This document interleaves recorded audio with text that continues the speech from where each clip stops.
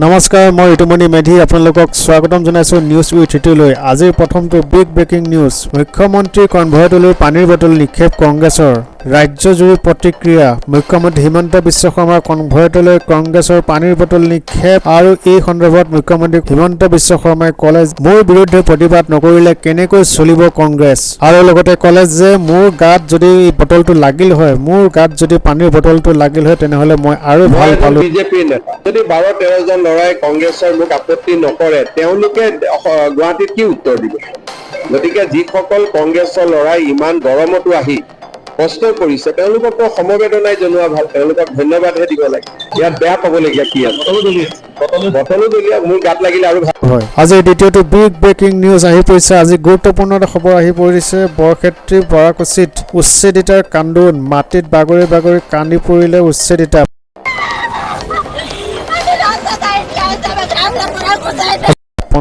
452 বিঘা একঠা 13 লোচা মাটিত চৰকাৰৰ উচ্ছেদ অভিযান চৰকাৰী ভূমিত সন্দেহজনক নাগৰিকক বহুৱাইছিল কংগ্ৰেছে ভূমি পট্টা দিয়াৰো প্ৰতিশ্ৰুতি দিছিল তেতিয়াৰ কংগ্ৰেছ চৰকাৰে তাৰ বাবে বৰক্ষেত্ৰী বৰকুছিত এই পৰিৱেশ বৰ্তমান 30 বছৰ পূৰ্বে সন্দেহজনক নাগৰিকক বসতি কৰিবলৈ দিছিল ভূমিধৰ বৰ্মনে 452 বিঘা একঠা 13 লোচা ভূমিত অভিযান প্ৰশাসনৰ 1000 আৰক্ষী অৰ্ধসামৰিক বাহিনীক লৈ উচ্ছেদ অভিযান আৰু যোৱা 30 জুনত ভূমি খালী কৰাৰ বাবে নিৰ্দেশ যোৱা 30 জুনত ভূমি খালী কৰাৰ বাবে জাননী যোগে নিৰ্দেশ দিছিল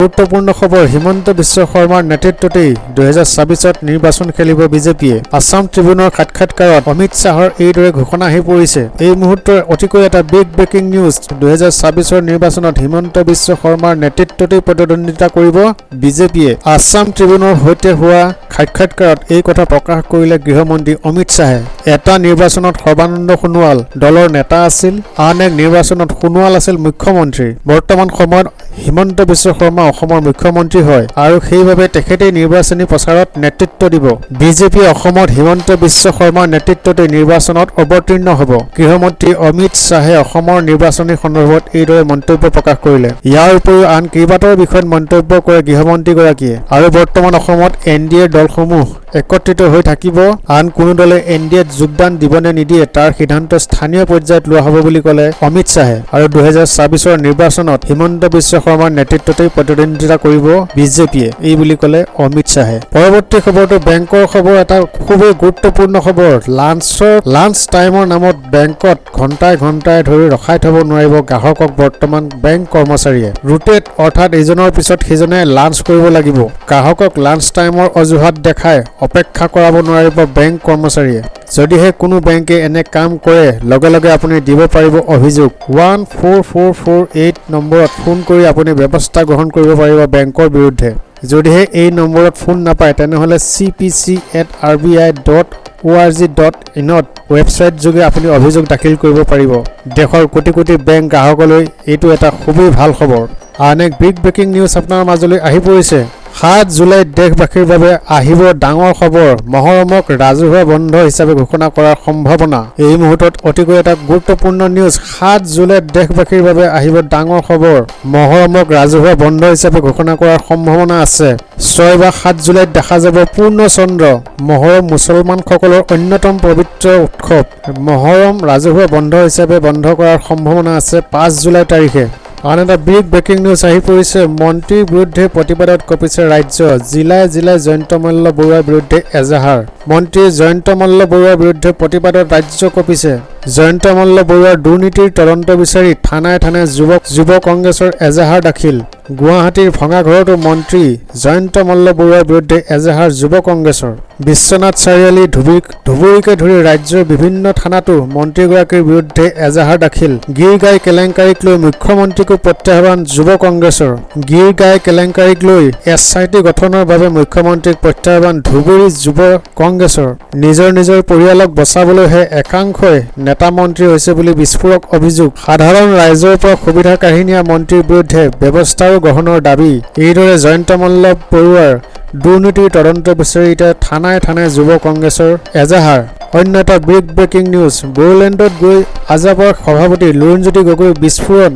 মাটি দখল কৰি আদানী আম্বানী ৰামদেৱক দিয়ে বুলি তেওঁ গুৰুতৰ অভিযোগ দাখিল কৰে মাটি দখল কৰি আদানী আম্বানী ৰামদেৱক ভগাই দিয়ে বুলি তেওঁ উদ্যান্ত ভাষণত কয় আৰু লগতে কয় যে মুখ্যমন্ত্ৰীৰ লগত থকা মন্ত্ৰীসকলে মাটি দখল কৰে মাটি কেৱল মুখ্যমন্ত্ৰীৰ পত্নী আৰু তেওঁৰ পৰিয়াল আৰু লগতে কয় যে বেলেগে মাটি বিচাৰিলে তেওঁলোকক মাটি নিদিয়ে অসমত বহু মানুহ আছে যাৰ নেকি একঠা এবিঘা মাটি নাই কাৰণে মুকলি আকাশত কটায় লাখ লাখ হাজাৰ হাজাৰ মানুহৰ একঠা মাটি এবিঘা মাটি নাই হাজাৰ হিচাপত নহয় অসমত 8 লাখ মানুহে গৃহহীন হৈ আছে এইদৰে তেওঁ বড়োলেণ্ডত গৈ উদ্যান্ত ভাষণ দিয়ে আৰু হিমন্ত বিশ্ব শৰ্মা আৰু বিজেপি চৰকাৰক কঠোৰ ভাষাৰে সমালোচনা কৰে আন এক ব্ৰেকিং নিউজ উত্তাল ডিব্ৰুগড় সোণোৱাল কছাৰী সংগঠনে কঁপাই তুলিছে ডিব্ৰুগড় বৰ্তমান সোণোৱাল কছাৰী স্বায়ত্ব পৰিষদৰ নিৰ্বাচনৰ দাবীত উত্তাল ডিব্ৰুগড় প্ৰতিবাদী ৰাইজৰে তৰ্ক বিতৰ্কত লিপ্ত হৈ বিজেপিৰ বিধায়ক ৰাইজৰ সমস্যাৰ পৰিৱৰ্তে প্ৰতিবাদী ৰাইজৰে তৰ্ক বিতৰ্কত লিপ্ত হৈ বিজেপিৰ বিধায়ক ভুৱন গাম প্ৰতিবাদী ৰাইজক দেখি খঙত টিঙি তোলা হয় বিধায়ক ভুৱন গাম ৰাইজৰ সমস্যাৰ বুজ লোৱাৰ পৰিৱৰ্তে প্ৰতিবাদী ৰাইজৰ সৈতে তৰ্কযুদ্ধত লিপ্ত হয় বিধায়কগৰাকীৰ অভিযোগ কংগ্ৰেছৰ প্ৰৰোচনাত ৰাইজে প্ৰতিবাদ কৰিছে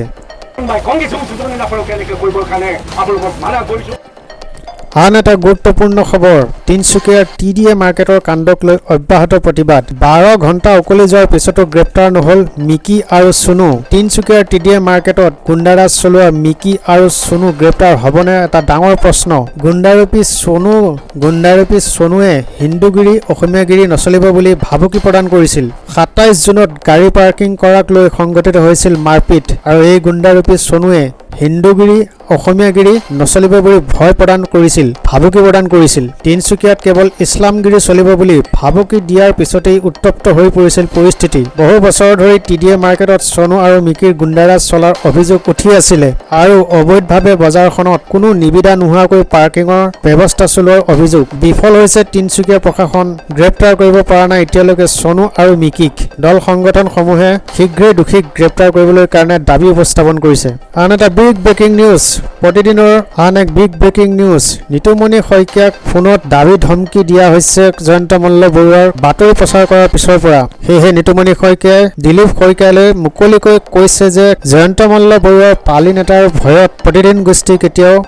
গোষ্ঠী কেতিয়াও তল পৰি নাযায় আৰু উল্লেখযোগ্য যে তেওঁ কেইটামান ফোন নম্বৰ দেখাই দিছে আৰু যিকেইটা ফোন নম্বৰে তেওঁক কল কৰি ভয় ভাবুকি প্ৰদান কৰিছে জয়ন্ত মল্ল বৰুৱাৰ বাতৰি প্ৰচাৰ নকৰিবলৈ কাৰণে আন এক যুদ্ধৰ খবৰ আপোনালোকলৈ আহি পৰিছে সমগ্ৰ বিশ্ব মুছলমান জাতিৰ বাবে ক্ষতিকাৰক আমেৰিকা আৰু ইজৰাইল ট্ৰাম্প আৰু নেতান্যাহুৰ বিৰুদ্ধে পুনৰ গৰজি উঠিল ইৰাণ সমগ্ৰ বিশ্ব মুছলমান জাতিৰ বাবে ক্ষতিকাৰক আমেৰিকা আৰু ইজৰাইল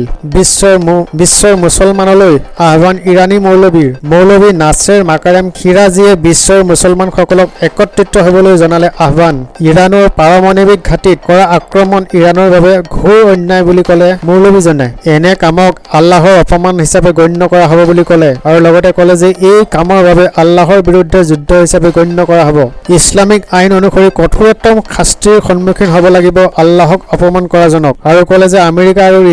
ইজৰাইলৰ নেতাক দিব লাগিব সকলো মিলি যোগ্য প্ৰত্যুত্তৰ আন এটা গুৰুত্বপূৰ্ণ খবৰ ৱাকাফ সম্পত্তি মছজিদ ঈদগাহক লৈ পুনৰ